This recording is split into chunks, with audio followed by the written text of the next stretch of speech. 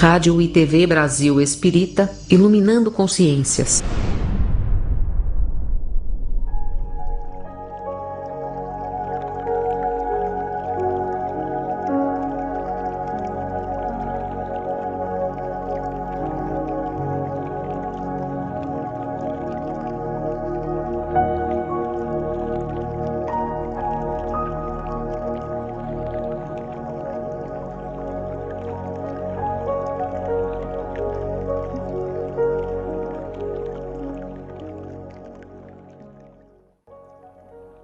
Olá, amigos queridos da Rádio e TV Brasil Espírita de Alagoas.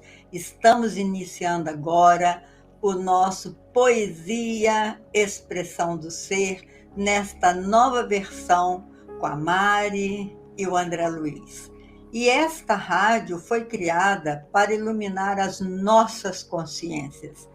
E hoje em dia, os espíritos dizem que nós precisamos atingir a consciência cósmica, como diz Manuel Filomeno de Miranda no livro Psicografia do Divaldo, Consciência e Mediunidade. Ele fala que nós precisamos atingir esta consciência cósmica, ou seja, nós estamos saindo da era do conhecimento para entrar na era da consciência. E esta rádio percebeu que nós precisamos iluminar as nossas consciências. Boa noite, André, boa noite, Mari, que Jesus nos abençoe nessa noite, para que a gente possa se tornar cada dia mais iluminados, não é assim? Vamos lá, André! Boa noite, Leila, boa noite, Mari, boa noite a todos que estão nos acompanhando. E já seguindo a orientação da nossa Leila, a questão da consciência cósmica, ela é tão importante, ela é tão necessária para o desenvolvimento humano nos dias de hoje, que nós vamos estudar e ampliar essas percepções. E o mais interessante, Leila e Mari, é que a gente consegue, retomando os ensinos de Jesus, as passagens, os momentos da vida do Cristo aqui na Terra, a gente consegue perceber que ele, lá atrás, já nos dava lampejos, dicas, orientações, mostrando para a gente a importância desta consciência mais ampla em relação ao universo. Acompanhe o nosso estudo de hoje, a nossa conversa de hoje, porque nós vamos chegar a este ponto, nós vamos abordar esse ponto. Certo, Mari? Certo. O nosso alô fraternal, com muita alegria, aos colegas de bancada com quem eu divido essa tarefa e a todos vocês que estão nos escutando. Que neste momento você sinta no seu coração o carinho de Jesus, porque ele tem por toda a humanidade. Muito bem, muito legal. Podemos dar continuidade, Leila, no nosso tema da noite de hoje? Vamos sim, meu reino não é deste mundo, da onde será o meu reino, meu Deus? Capítulo 2 do Evangelho segundo o Espiritismo. Kardec, então, resgata essa passagem, este momento singular, marcante, não só da vida de Jesus, mas da humanidade inteira. Ele retoma esse conceito, retoma essa passagem para fortalecer a noção de continuidade da vida espiritual. E nesse contexto, mais do que nunca, a noção, o entendimento desta consciência mais ampliada faz-se necessário para que a gente compreenda o que nós estamos aqui abordando. Então, para a gente começar, eu vou ler aqui, bem rapidinho, a passagem do Evangelho, tá certo? De tal maneira que a gente se situe com clareza em que ponto nós estamos estudando. Então, capítulo 2, Meu reino não é deste mundo. E Kardec, então, extrai dos textos evangélicos a seguinte passagem: Pilatos, tendo entrado de novo no palácio e feito vir Jesus à sua presença, perguntou-lhe: És o rei dos judeus? Respondeu-lhe Jesus: Meu reino não é deste mundo. Se o meu reino fosse deste mundo, a minha gente houvera combatido para impedir que eu caísse nas mãos dos judeus. Mas o meu reino ainda não é aqui. Disse-lhe então Pilatos: És, pois, rei? Jesus lhe respondeu: Tu o dizes, sou rei. Não nasci e não vim a este mundo senão para dar testemunho da verdade. Aquele que pertence à verdade escuta minha voz. Então essas são passagens de João, capítulo 18, 33, 36 e 37. Belíssima e muito importante o estudo dessa passagem. Algum comentário sobre esse momento aqui da passagem de Jesus? Alguém gostaria de fazer algum comentário? Fala aí, Mari, depois eu falo qualquer coisa. É impressionante, neste momento, o diálogo de dois espíritos que um se considerava superior por uma questão de cargo no plano físico. Então, Pilatos, naquele momento, representava o poder temporal, o poder da terra, como a gente diz. E Jesus, a superioridade espiritual. Ali estava o governador do nosso planeta conversando com Pilatos, né, neste momento, neste diálogo. Então é interessante a gente ver essas duas autoridades, que na realidade são as autoridades que nós encontramos na nossa longa caminhada evolutiva espiritual.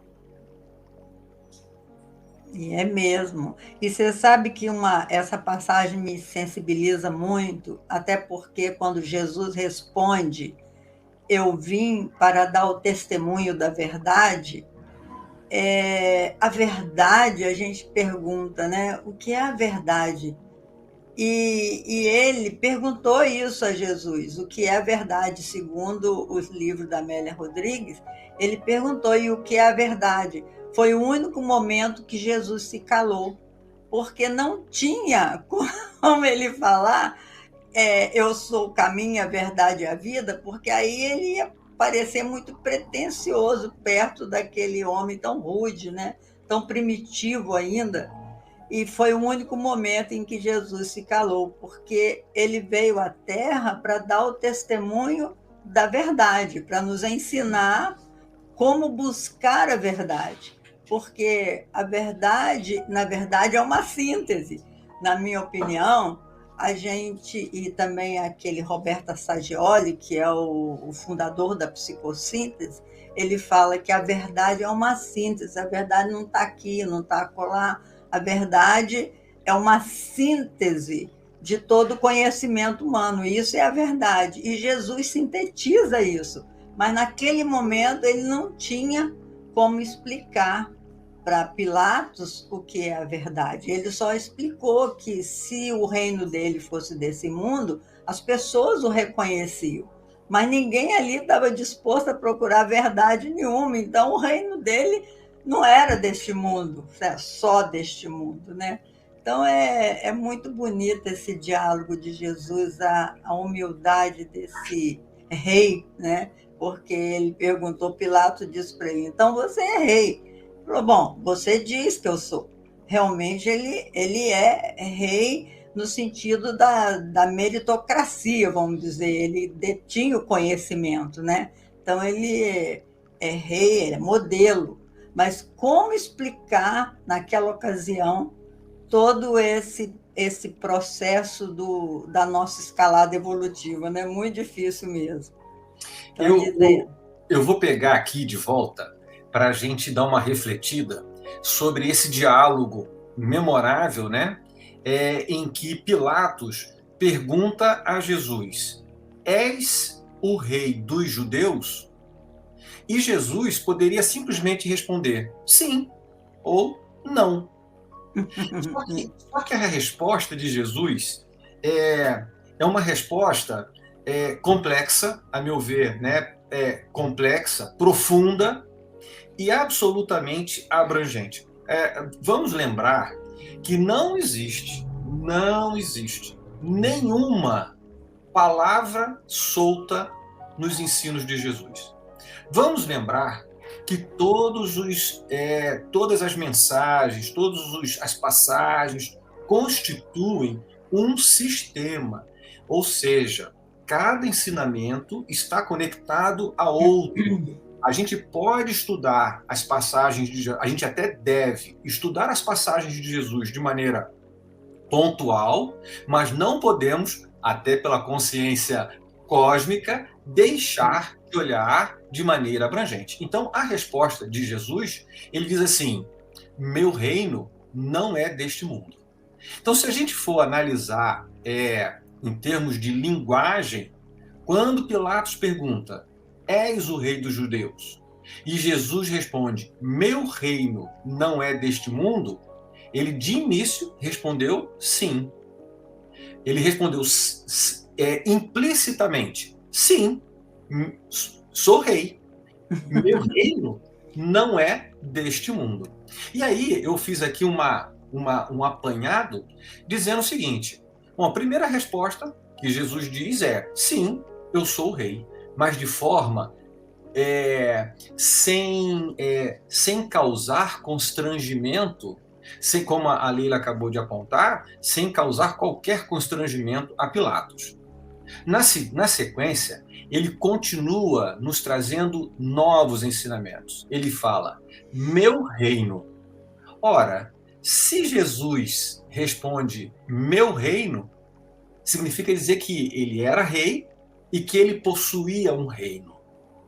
E na sequência, ele amplia de tal maneira o conhecimento que ele diz: não é deste mundo. Ou seja, ele então faz a revelação de que existe este mundo e um reino que não é deste mundo. É mesmo. Tudo numa pequena passagem. Então, a gente fica pensando: ora, se Jesus tem um reino e este reino não é deste mundo, onde é o reino de Jesus? E mais, se ele tem um reino e o reino é de Jesus, é para esse reino que eu quero ir.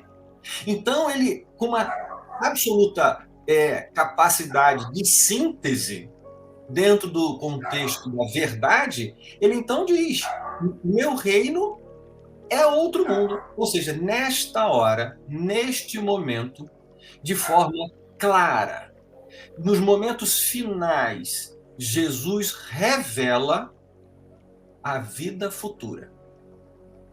Jesus descortina, ele garante, nos momentos de maior dificuldade e dor que eles estão enfrentando, que havia um reino e que o reino era de outro mundo. Mais à frente um pouquinho, ele então vai dizer: se meu reino, ele diz assim, se o meu reino fosse deste mundo, a minha gente houvera combatido. Ora, significa dizer que neste reino de Jesus tem gente. É verdade. Se tem gente, eu também sou gente. Eu quero ir para o reino de Jesus, onde tem essa gente. E ele expressa: houvera combatido para que eu não caísse nas mãos dos judeus.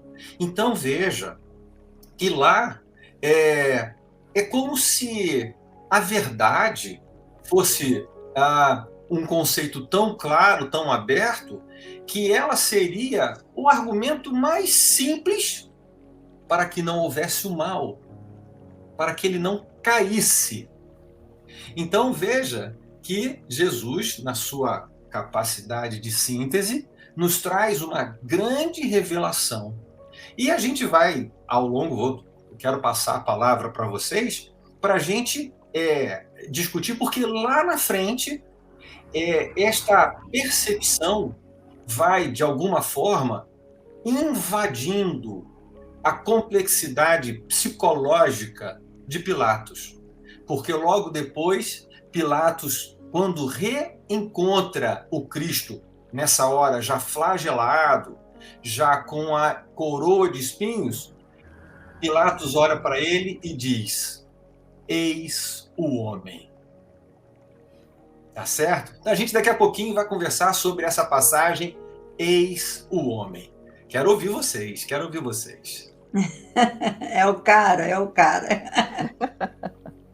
Ai, mais interessante a gente ver, meus irmãos, que Jesus foi tão, tão sublime, tão carinhoso com Pilatos, que eu acho que ele ainda tinha assim a vontade de que Pilatos, sendo um homem tão inteligente, tão importante, que ele pudesse perceber a forma que ele estava dizendo, para ele, de repente, entender desse novo reino, né, dessa boa nova que o mestre veio trazer. Ele tentou, de toda forma, argumentar, porque ele podia simplesmente ficar calado, porque ele sabia que o pessoal ali, muito pouca gente entendeu o que ele estava falando, mas ele tentou argumentar como um bom professor, um grande terapeuta, como diz Joana de Anjos, que Jesus foi o maior terapeuta que a Terra já recebeu, pela lógica, né?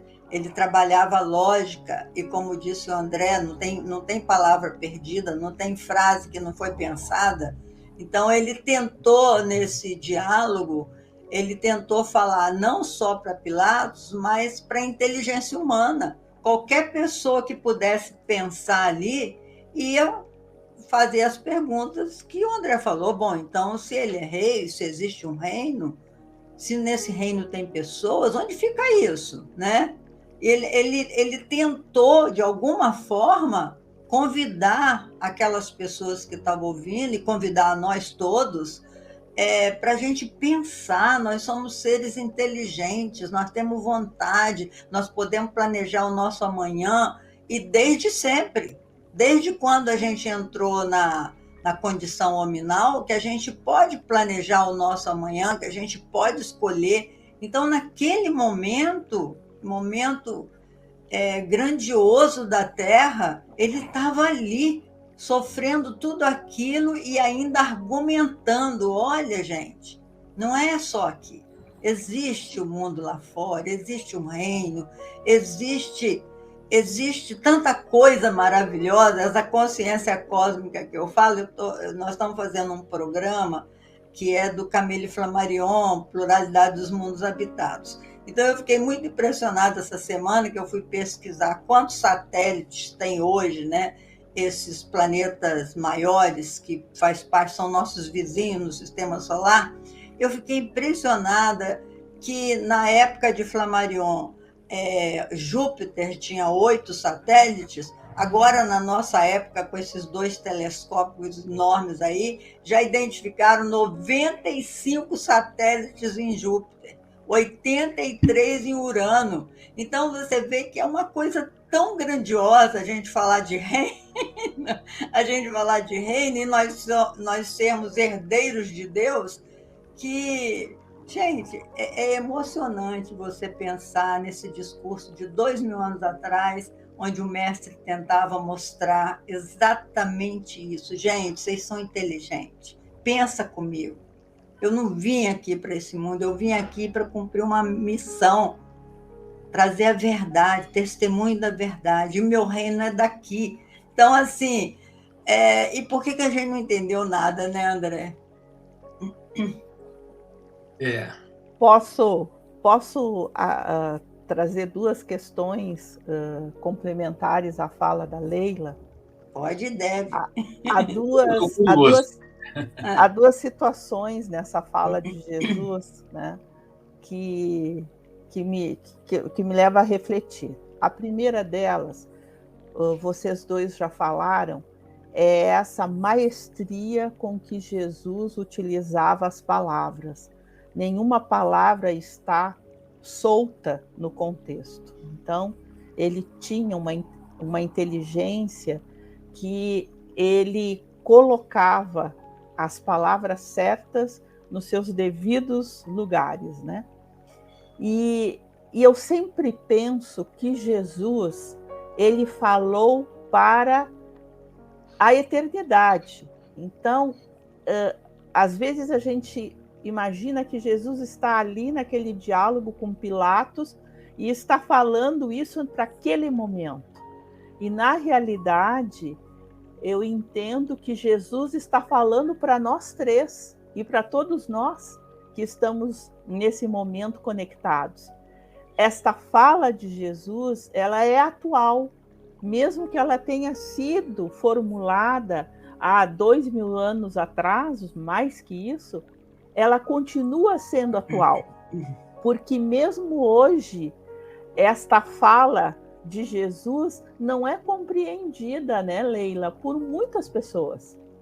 Muitas pessoas, da mesma forma que uma grande massa que estava lá nesse momento presente, que era testemunha ocular, não entendeu o que Jesus estava falando.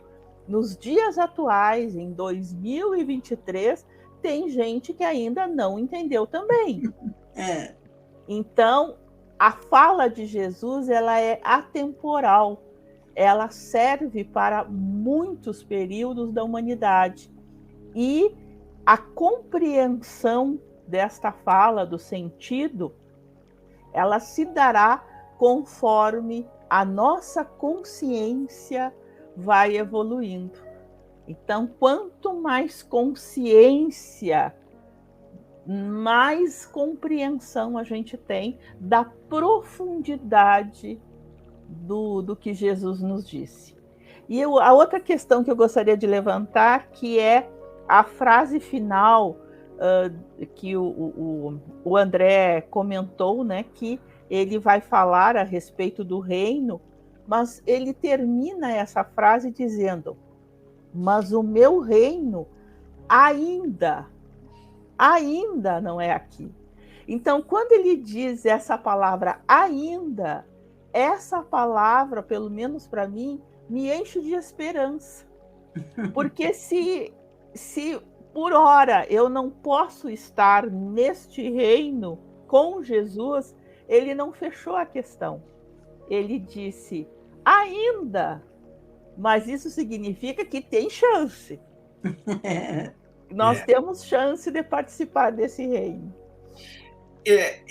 Eu penso, Mari, que essa questão do ainda é muito importante, né?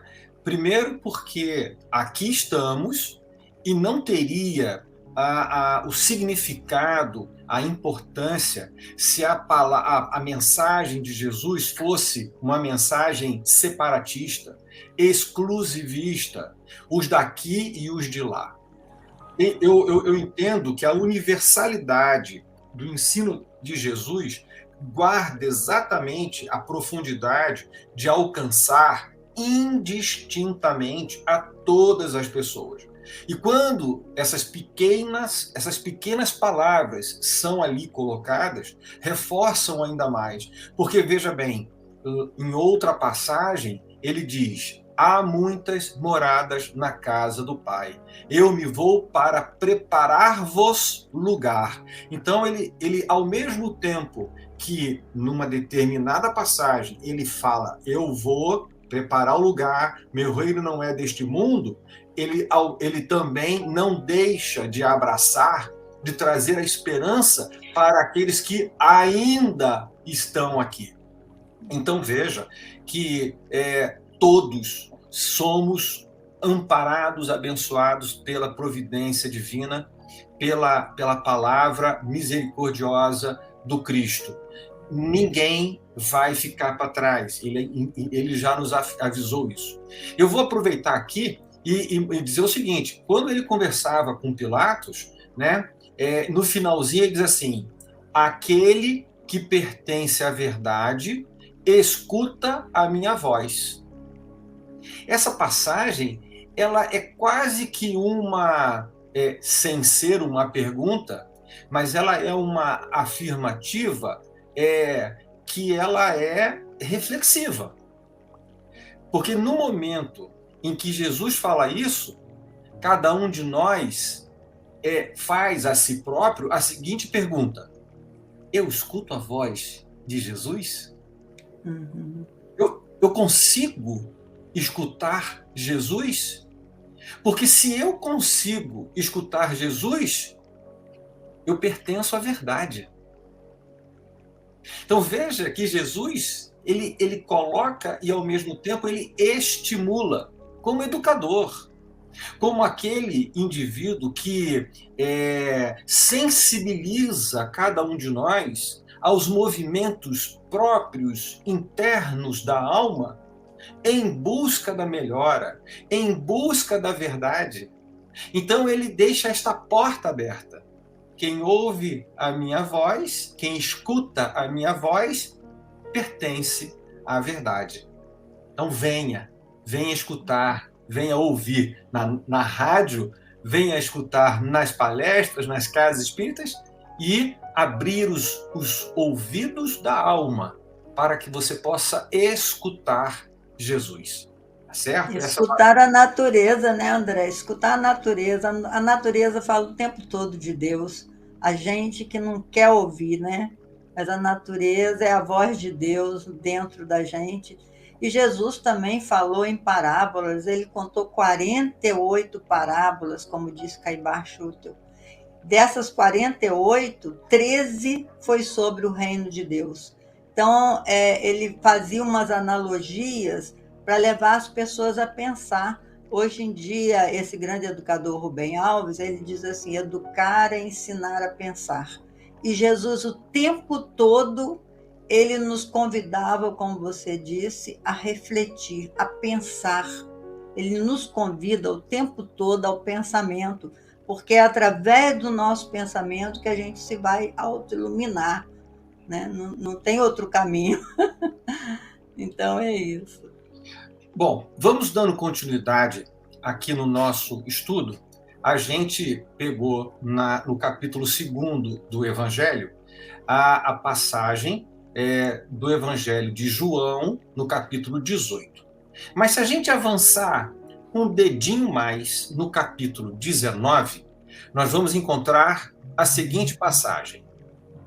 Então, Jesus estava ali diante de Pilatos, aquela situação, vamos dizer assim, constrangedora e ali, vamos dizer, paralisada.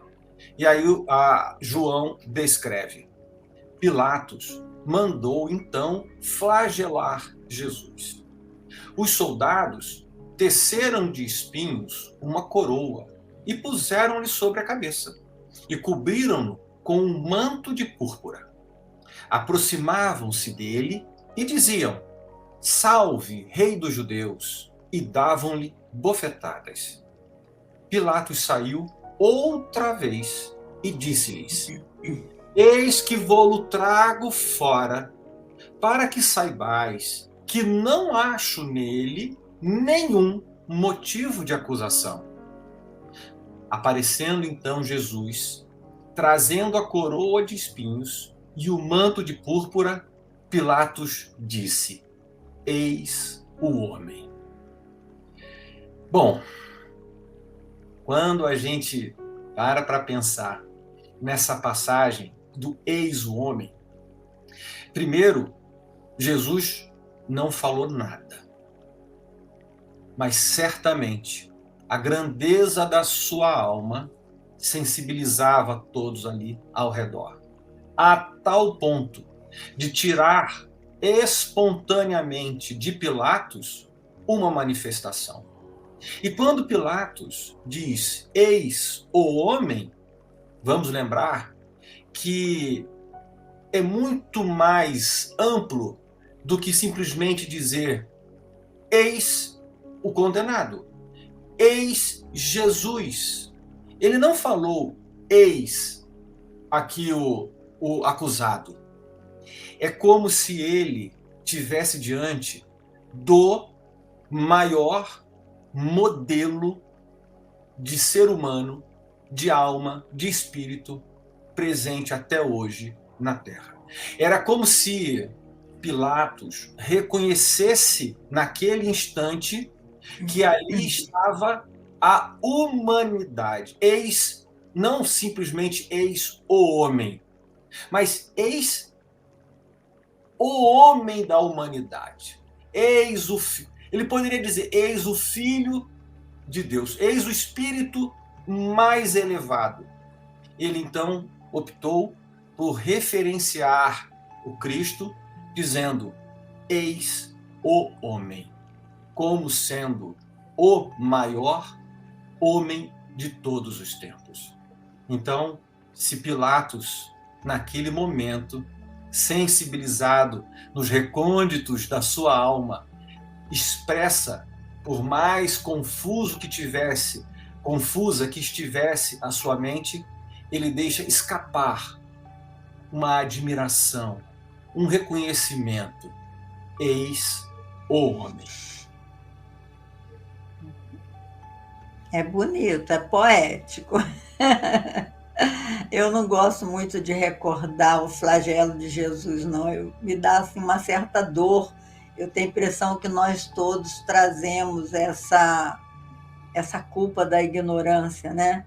Que nós talvez não fizéssemos nenhum mal a Jesus, mas a gente já existe há tanto tempo, e há tanto tempo a gente se questiona em que nível evolutivo eu estou, em que lugar eu estou parada, em que tempo que eu caminhei. São tantas perguntas que a gente faz diante dos ensinamentos que este homem, né? Homem com H, como diz, que este homem traz, que a gente... Ai, meu Deus, é muito bonito demais, é uma poesia, é um poema, a vida do nosso mestre, né? Com toda a dor que ele passou.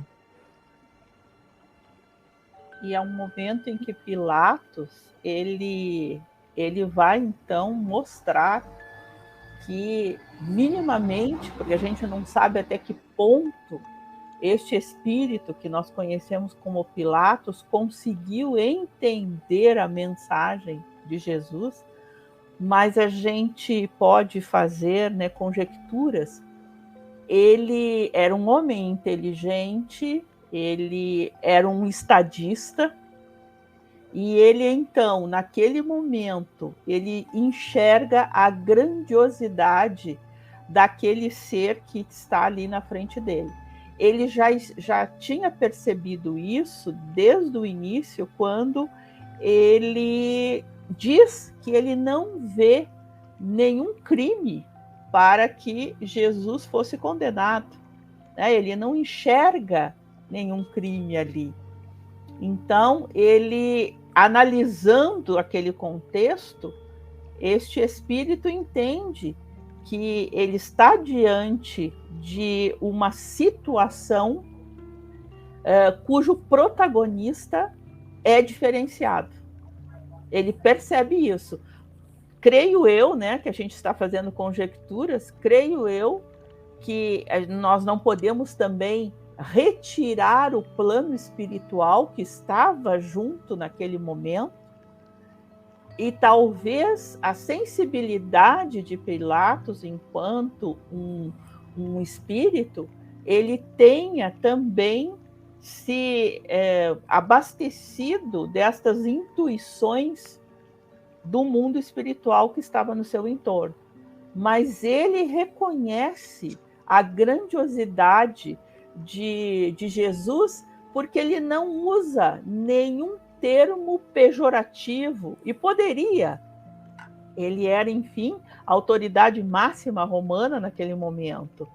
E ele não diz, como o André salientou, eis o criminoso, eis o condenado, né? Ele diz, eis o homem. E aí marca que Pilatos, naquele momento, reconhecia Jesus como um modelo de comportamento. Uhum. Eu ressalto aqui, numa reflexão importante, dividida com todos que nos acompanham, que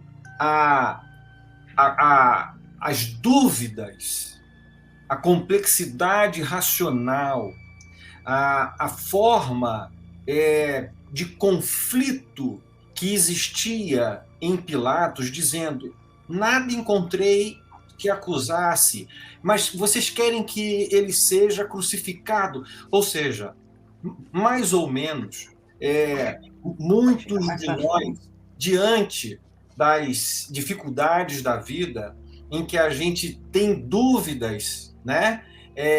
A gente se comporta assim. Será que eu, de fato, abraço Jesus e vou, ou eu continuo nas minhas dúvidas? De alguma forma, esse mesmo processo psicológico que envolveu Pilatos naquele momento, em muitas situações nos envolve. E nós ficamos sem ouvir a verdade, sem abraçar o Cristo, sem tomar a decisão de ir na direção dele, em dizer: não, olha, vamos abandonar os convencionalismos humanos e vamos na direção deste reino que ele nos apresenta. Então, nós guardamos muitas vezes esta situação. E veja, Emmanuel faz um comentário numa das passagens belíssimas chamada Humanidade Real, em que ele estuda, escreve e aprofunda esta pequena passagem, Eis o Homem, em que ele diz assim: aparentemente vencido, o mestre surgia em plena grandeza espiritual, revelando o mais alto padrão de dignidade humana.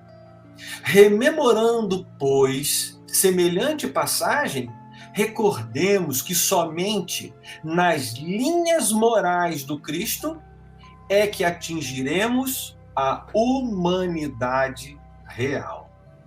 E não é à toa que na doutrina espírita, no Livro dos Espíritos, pergunta 625, Kardec se dirige à espiritualidade que o amparava, que o orientava, e faz uma pergunta bem objetiva: qual o tipo mais perfeito que Deus tem oferecido ao homem para lhe servir de guia e modelo? E a resposta dos espíritos é simplesmente Jesus. Vamos estudar essa passagem aqui de Kardec, 625? Vamos, é muito linda.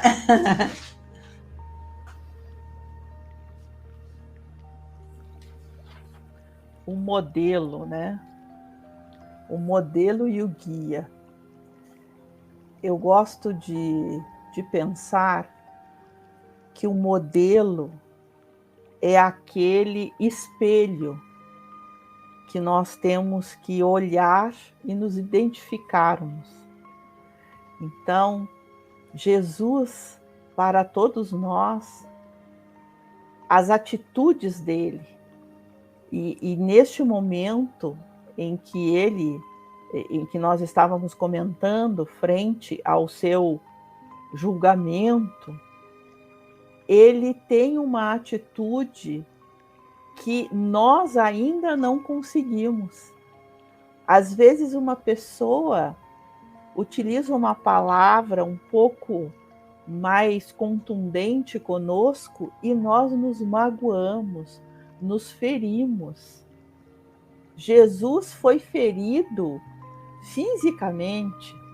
Jesus foi ferido de muitas formas e, no entanto, ele retorna para estes mesmos que o feriram e os acolhe e está com eles. Então, este é o espelho que nós temos que mirar. Ele tem todas as qualidades morais que um espírito precisa galgar na luta contínua desta conquista íntima. Então, quantas vezes nós sabemos que devemos considerar a ação do outro sem fazer um julgamento, estendendo o nosso entendimento, a nossa compreensão de os motivos que muitas vezes são muito íntimos de cada um de nós para que aquela pessoa haja daquela forma. E na maioria das vezes nós continuamos repetindo aquele julgamento sem termos nenhuma base e julgarmos o nosso companheiro, aquele que caminha conosco. Então, essa humanidade que Jesus exemplifica como o espírito mais puro que já esteve conosco, nos faz pensar sempre, quando nós temos que tomar uma atitude, como Jesus agiria se estivesse frente a essa situação. Eu penso que a gente está num momento meio poético, né? Porque, de fato, a sensibilidade, os sentimentos nos alcançam. A Leila preparou para a gente uma poesia. É a nossa artista, né? Mas não foi eu que preparei, não. Esse soneto é um grande amigo meu, Carlos Augusto Abranches, que a gente publicou 2 livros juntos, eu, ele, a Sueli Calda-Schubert, para construir o Centro Espírita, a Sociedade Espírita Joana de Ângelo, lá em Juiz de Fora. Então, esse poema dele chama Decisão. Eu vou pedir permissão para ler, porque eu não consegui decorar. Então, ele diz assim: se queres, meu irmão, servir com afinco no trabalho que o amor legitimou, observa ao teu redor a dor profunda que a carência dessa luz propiciou. Incertezas sombreando os ideais, consciências revolvidas em penúria, ilusões que se alastram sempre mais sobre o frágil glória exposta em luz espúria. Se desejas trabalhar com o coração no auxílio a quem te busca em solidão, não des trégua ao desânimo e ao torpor. Jesus Cristo, o sol polar da nossa era, é o divino mensageiro que te espera nos caminhos sublimados do amor. Muito bonita o poema dele. E o Guto era uma pessoa muito generosa quando a gente trabalhava no Hospital dos Rancenianos, e que muitas vezes eu tinha um certo pudor de pegar naquelas mãos toda cheia de ferida, né? Toda purulenta, porque a hanseníase, quando as pessoas não têm recurso para tomar o medicamento e deter, ela vai se encolhendo pelas mãos, pelos pés. E o Guto, ele tocava violão, ele ia com a gente lá no hospital uma vez por mês, lá em Tocantins, perto de Juiz de Fora, e ele beijava a mão dos doentes, ele beijava o rosto, tudo que me constrangia pela a dificuldade que a gente tem de conviver com a dor, né? Ele convivia, assim, de uma forma que a gente admirava muito, porque era um rapaz mais novo. A gente falava que nós fundamos o Centro Espírita Joana de Ângelos, a Sociedade Espírita, com mulheres e meio homens, porque eram todos jovens. A juventude nos ajudou muito. Então, o Guto era dessa pessoa, e até hoje ele trabalha em São José dos Campos. Ele é um orador espírita, ele tem 5 livros editados já também, Carlos Augusto Abranches. Então, Guto, se você está nos ouvindo, obrigado, viu, pelo seu trabalho no bem. Então, é isso mesmo, Jesus é o Salvador mesmo, Jesus é o caminho, né? Nós não temos que escolher mais ninguém, ele está escolhido já, né? E a gente, diante dessa belíssima poesia, né, que nos convida a nos aproximarmos do Cristo, a estudarmos, e não apenas uma relação vamos dizer, filosófica ou racional, mas sentimental. Porque é justamente nos momentos em que a dor nos alcança, a angústia, o desequilíbrio nos alcança, que nós vamos encontrar nele, nas suas mensagens, as certezas de que o caminho vai se acertar. Então, a mensagem, acima de tudo, do Cristo, quando tem o seu aspecto revelador, ele não é para se ter tão somente uma revelação futurista, né? Mas, sobretudo, uma revelação muito própria, muito íntima, muito interna, muito individual, muito da consciência. Porque quando Kardec, voltando aqui à pergunta 625, quando Kardec, no Livro dos Espíritos, vem fazendo uma série de estudos, uma série de elementos, uma série de afirmações trazidas pelos espíritos, em determinado momento poderia parecer algo absolutamente intangível. Poderia parecer um conjunto de orientações e regras que não seriam capazes de se reunir em alguém ou em algum exemplo. E Kardec, sem sombra de dúvida, inspirado pela espiritualidade, é muito feliz em talvez que para nós hoje seja algo absolutamente lógico e razoável. Modelo Jesus. Não. Kardec vai lá, modelo e guia. Porque talvez a ideia de modelo fosse algo estático. Mas quando Kardec coloca guia, o guia não é um guia para ficar parado. Para ficar parado, eu não preciso de guia. Eu preciso de guia para quê? Para eu me movimentar, para eu avançar, para eu explorar campos que eu não conheço. Quando você vai a algum lugar e alguém te guia, esta pessoa conhece o lugar e vai dizer: não pise nesta pedra, que ela não está bem colocada. Cuidado com a água, aqui o caminho é mais seguro para cá ou para lá. Então, a própria colocação da pergunta, e eu sempre falo isso, Kardec, o Livro dos Espíritos, não se estuda apenas pelas respostas, mas, sobretudo, pelas perguntas, para que a gente veja naquele espírito ali de pesquisador, de revelador, de codificador, como que eram os elementos lógicos que ele colocava à nossa disposição.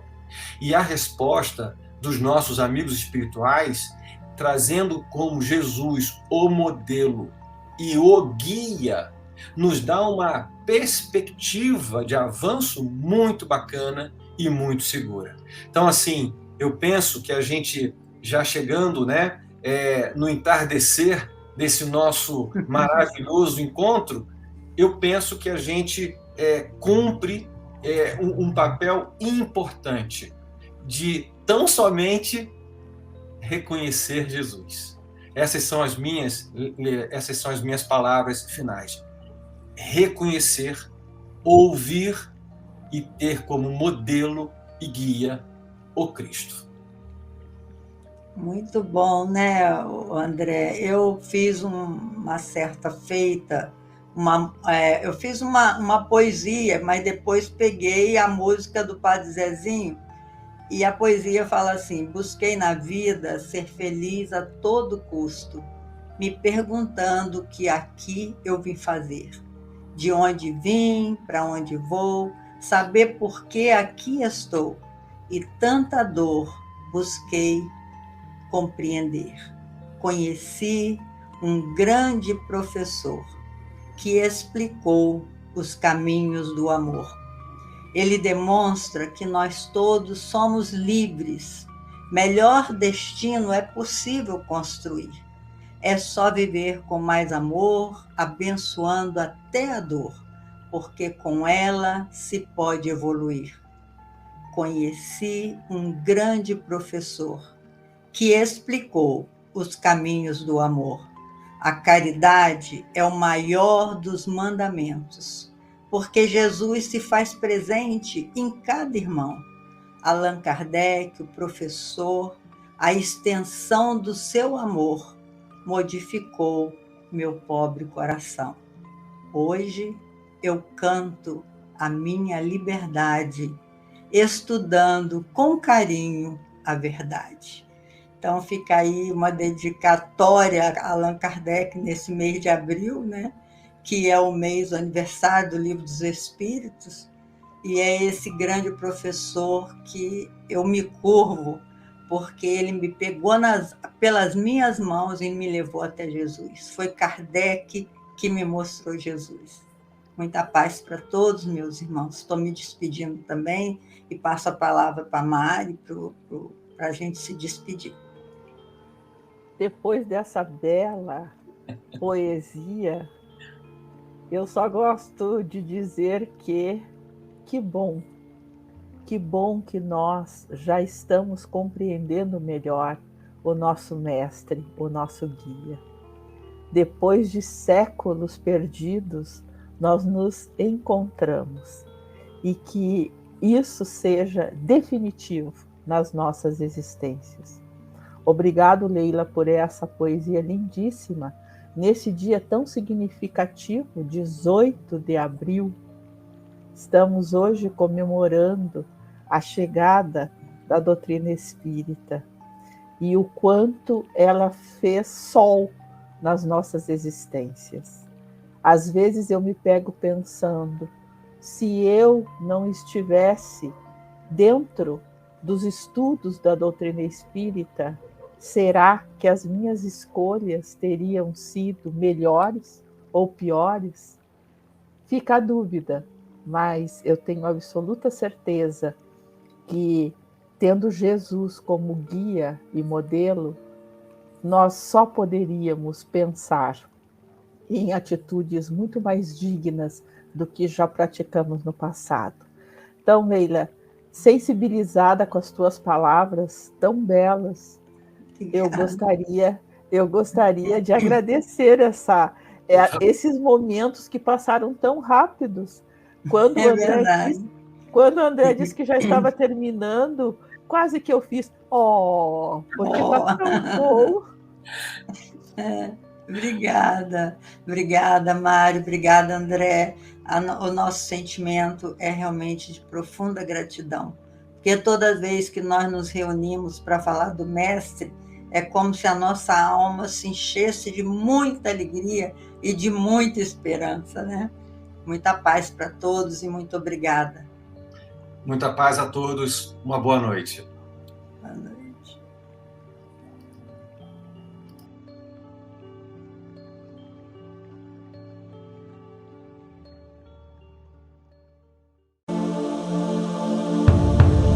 Você está na primeira web rádio espírita de Alagoas.